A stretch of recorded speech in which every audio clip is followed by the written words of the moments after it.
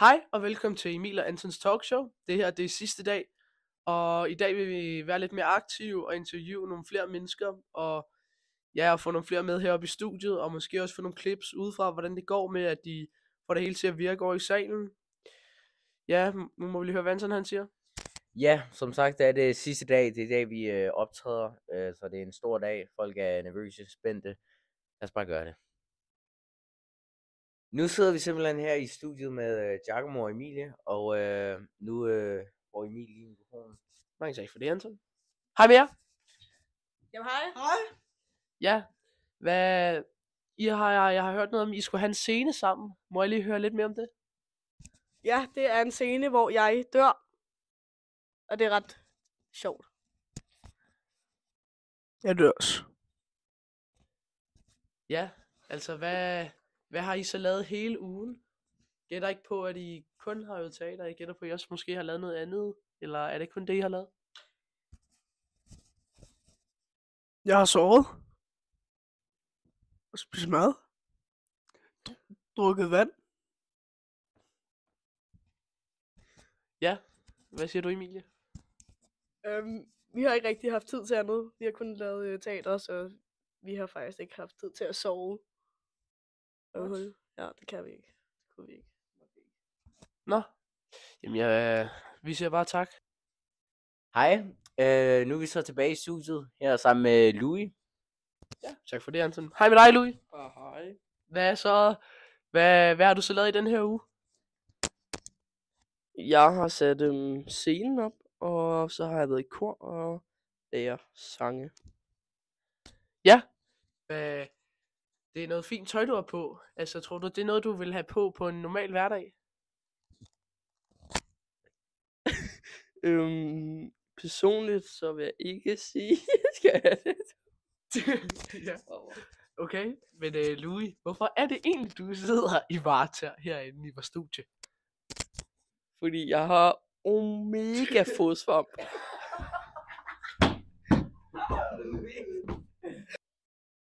Nu vil vi gerne vise nogle clips for forestillingen Skatteøen, hvis det var, du ikke var der til selve forestillingen.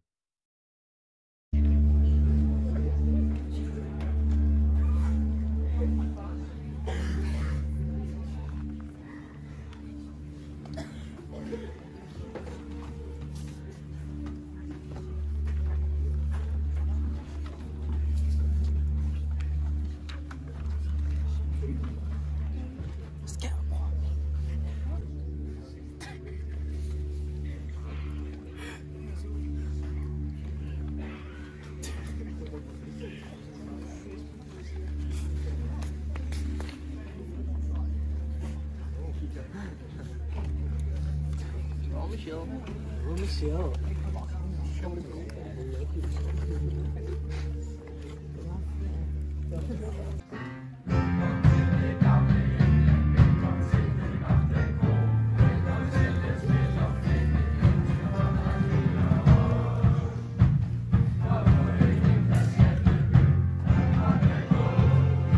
Sikke tomt, der er på skuden i dag. Er der ikke så meget som en matros ombord?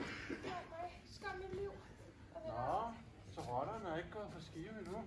Hvor fanden kommer du fra? Fra London her, og var lige med på vej derhen igen. Rotterne skal ikke forlade skuden, før jeg har givet lov. Er det forstået? Så bliver jeg. Kaptajnen forlanger rom. Det er slet ikke muligt. Forbandet sol. Kaptajn Bill! Bliv hvor du er, Bill. Selvom jeg ikke kan se dig, kan jeg høre, hvis du bare rører en finger. Bliv! Så for alle helvedes djævle, se dig, man har kortet på sig. Har I fundet noget? Hvor er I klejpander? Det er hej, kære. Der er ikke noget.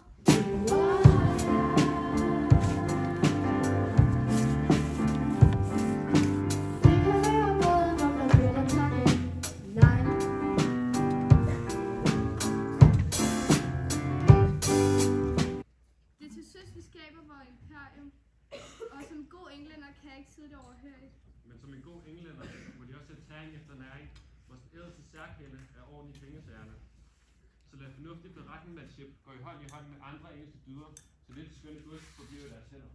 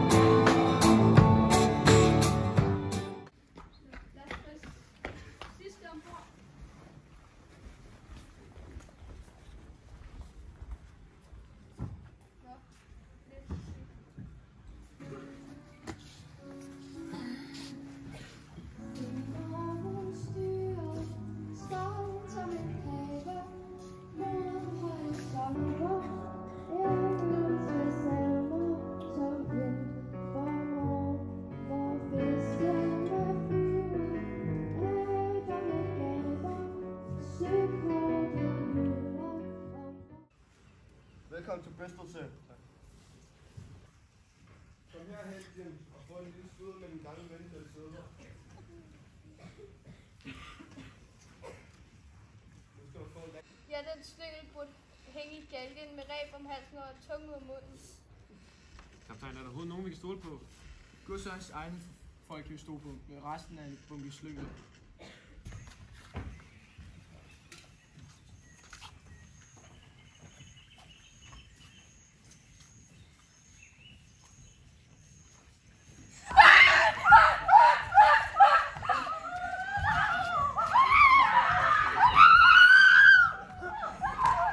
Verden er så fuld af skønne kvinder, driver mig til vanvid, også når de ikke er der.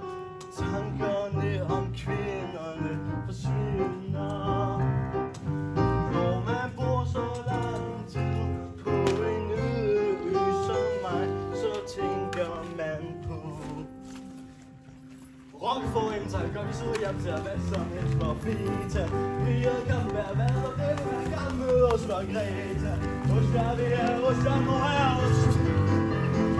Ost jeg vil have, ost jeg må have ost. Ost, ost, ost, ost, ost jeg må have ost. Du er en dårlig sømand, en dårlig spøgelse og en dårlig kammerat. Det er nok fordi du er fra Irland. Nordeland. Fortæl mig nu bare, hvor flaskerne er, Hans. Du kan blive proppet ned i en anden. Du tror måske ikke, du kan være der, men jeg er færdig med at behandle dig. Så kan du. Skål, sømand. Din gamle satan. Stop med alt det kattejammer. Lad os smide dig over bord, din slivede køter. Kom i din irske misfoster. Det skal du aldrig have sagt. Tag du kniv over for din postmand. Hvis du ikke ligger nu, så ligger der en længere. Jeg slår dig ihjel, dit fede svin.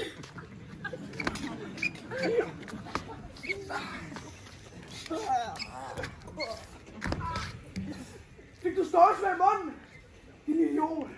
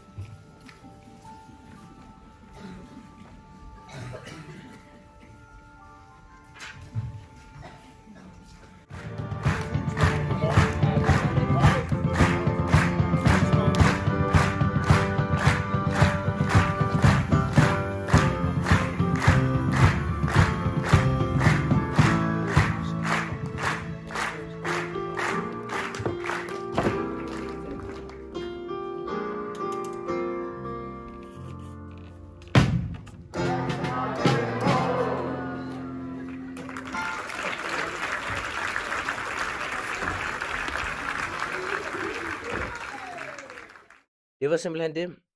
Vi vil gerne sige tak til alle de medvirkende, som har været med til at blive interviewet og har været med heroppe i studiet. Ja, vi vil også godt bare sige tak for den her gode gang. Tak fordi vi måtte få lov at lave det her.